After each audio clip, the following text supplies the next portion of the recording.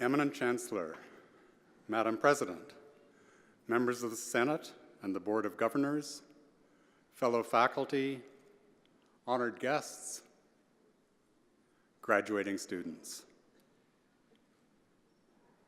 Courageous in the face of physical danger, intrepid in pursuit of a lead, unstoppable in her search for the truth, compassionate in the face of human suffering, and burning with righteous anger when that suffering is caused by injustice or oppression, Stephanie Nolen is one of the great journalists of our time. In an era when the craft of journalism is under threat both from the proliferation of amateur bloggers and cell phone parajournalists and from the relentless attacks of the powerful, not mentioning any names, her investigative talents and skillful prose remind us why the world needs a professional corps of dedicated reporters now more than ever. Stephanie Nolen is, by her own determined choice, a foreign correspondent.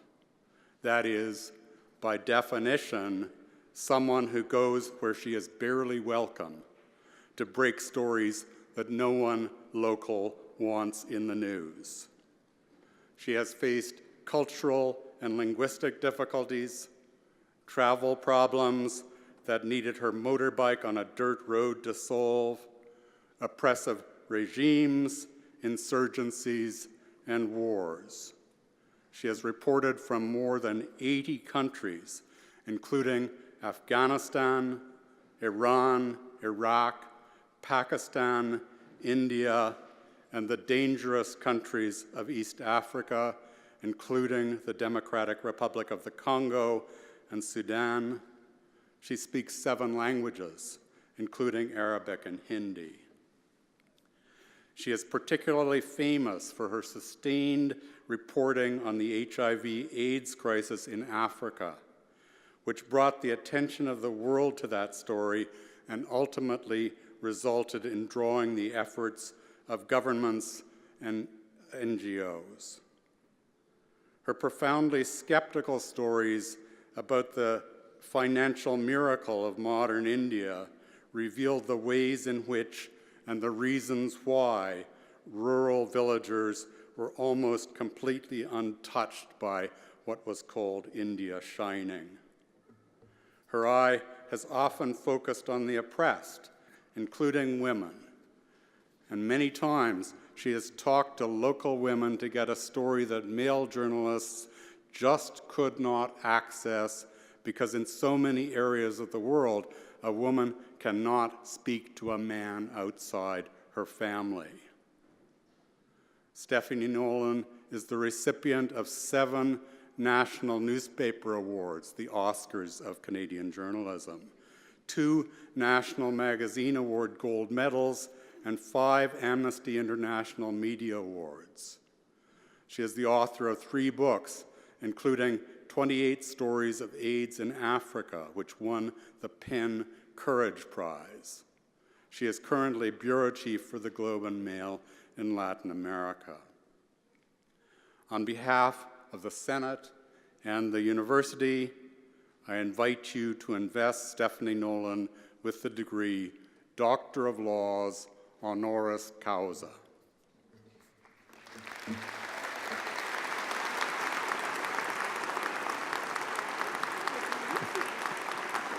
Good.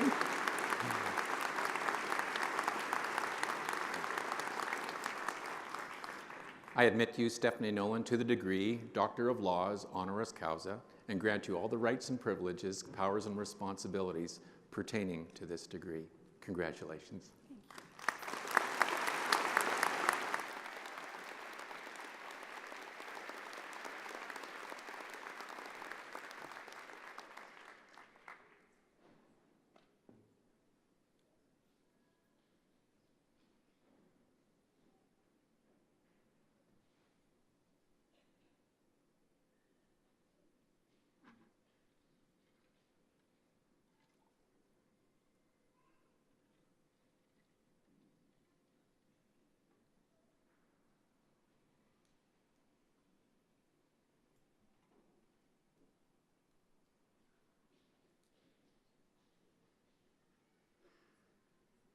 Thank you very much.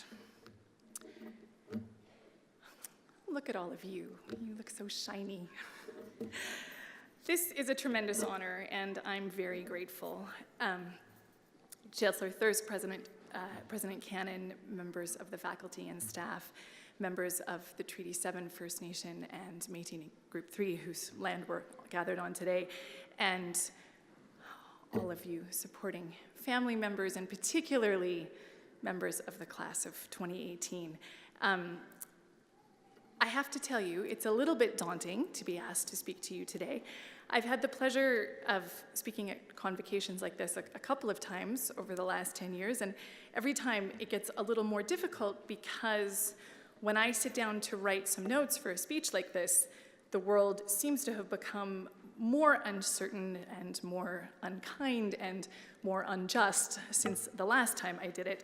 And the burden on you, the people who will be tasked with living in that world and one hopes trying maybe to fix it, has become a little greater. And so I spent a lot of time over the past few weeks trying to think about what I could possibly say to you today that would be useful for you as you embark on this next chapter.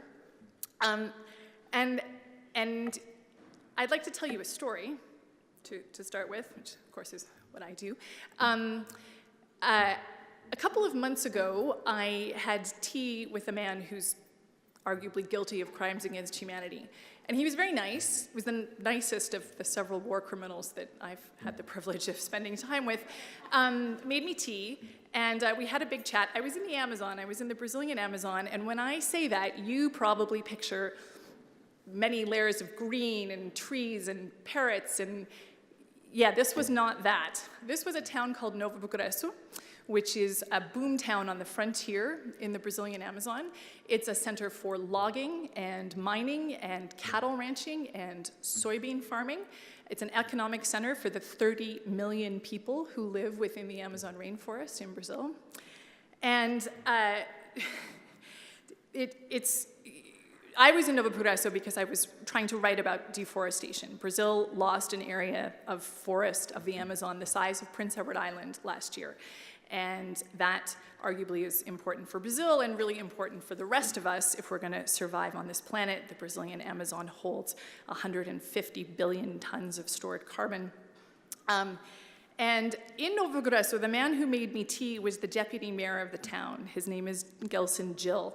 And according to Brazil's environmental police, who I spoke to that day, he's personally responsible for the destruction of tens of thousands of hectares of original growth Amazonian forest. And so over tea, he told me all about the logging business that his family runs and the 2 huge cattle ranches that he has inside Jamanchim National Park, a park that has the highest protected status for, from the Brazilian government for the biodiversity that's inside it, and he raises cows there. And so, and he told me this very frankly. Deputy Mayor Dill told me why, he explained to me why Brazil's laws have to change to make his ranches legal, why he does not need to pay the hundreds of thousands of dollars in environmental fines that he owns, why, in fact, he is the best thing to happen to that region in a long time. He's a hardworking man, he employs a lot of people, he pays a lot of taxes, and you know, he does all that on land he doesn't technically own, but if Brazil's Congress would just straighten out, you know, just pass a quick law to remove that protected status, then it would all be fine. And at that point, I had driven about 1,500 kilometers through the burning wasteland that is the Brazilian Amazon, at least that section of it, the world's largest tropical forest, the lungs of the earth, and all I saw was smoke and dirt and the charred remains of trees. And so I didn't, as it happens, agree with Mr. Dill that he was the best thing that had happened to that area. But after I spent that day with him, I understood him a lot better, and I understood that he is making rational choices given all of the incentives and the motivations where he lives. And that was really important. It was important for the story that I was trying to tell that day, but it's also really important for any attempt to slow down or stop deforestation in the Amazon. Brazil's laws, as they are set up today, provide a huge incentive for the loggers and the miners and the ranchers and the soy farmers. And so if people want to stop that deforestation, if we want to protect the forest as a vital bulwark against climate change, then we need to change the incentives, and we need to be having conversations about things like land title and intensified agricultural productivity. But that's not what your typical Save the Amazon campaign looks like today, and that might have something to do with why they're not very successful. Now, I'm telling you this not because I want you all to go out and become Save the Rainforest campaigners, although we could certainly use some more of those, but because of what I was thinking when I drove away from my afternoon of drinking tea with the deputy mayor. Now, I don't agree with him, but I don't have to. But in order to tell his story, I have to understand it, and I have to understand him. And so do the people who want to stop deforestation. You know, there's so much polarization today in public discussions about any remotely sensitive issue, but so often those very strongly held opinions are not based on facts, they're not based on knowledge, and we don't take the time to understand what motivates people, the ones we agree with, but certainly not the ones that we don't agree with. And sometimes what motivates people is really ugly, right? It's greed, it's fear, it's misogyny, it's racism. But whatever it is, you have to know what it is before you can try to change it. And that starts with showing up and asking questions, but it also really starts with listening to the answers. There's a couple of other things that I have learned along the way since in the 25 years since I was sitting where you are that I would like to pass on to you. And one of them is about taking risks. There were no jobs in journalism when I graduated, and so I went overseas to try to carve out a life as a freelance reporter. And in hindsight, I did everything wrong. I didn't speak any Arabic, I didn't have any savings, I didn't have any contacts, I didn't have any skills, and I wound up in my first war literally by accident. I was on vacation, I had a bikini and a toothbrush, but I figured it out, I stuck it out, mostly because I was too proud to admit that I had been an idiot and shouldn't have been there in the first place, but I stuck it out, and I learned a lot of things. I screwed up a lot of things, but I learned a lot of other things. I saw a lot of things that made me profoundly angry, but I also started to learn the skills to try and tell those stories and maybe make something different. And so what I learned from that I would like to pass on to you is that you need to take the risk of screwing it up. You need to take a deep breath and risk something, even when you are 51% sure that you cannot possibly pull it off and that there are a lot of other people who are far more qualified or capable than you who would do it better. Squash that feeling just enough to take the risk. I felt sick to my stomach the first time I signed a contract to write a book, and I still very vividly remember the cold sweat that I was literally bathed in when I drove across the border into Afghanistan in September of 2001 to see if I could try and report on the end of the Taliban. You have to make it up as you go along. It's possible, in fact, it's highly likely that you will fail, and you will learn things from that, and you will have a far more interesting and satisfying life than if you didn't try.